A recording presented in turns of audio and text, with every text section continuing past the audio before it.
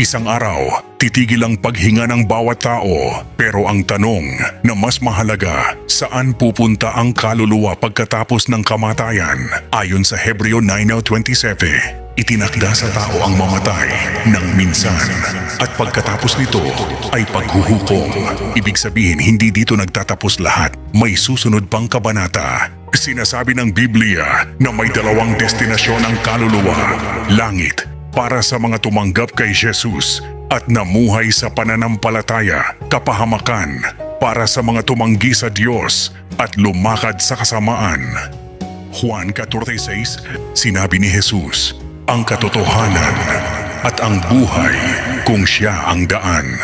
Ibig sabihin, ang makakasama niya may buhay na walang hanggan.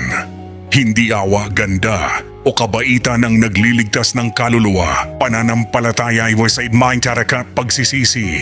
Pagtanggap kay Kristo dahil sa huli, ang kaluluwa ay pupunta kung saan niya pinili habang nabubuhay pa. One day, ikaw at ako ay haharap sa Diyos. Kaya habang may oras pa, pumili ka kung saan mo gustong mapunta ang iyong kaluluwa. Sa dilim ba o sa liwanag ni Kristo?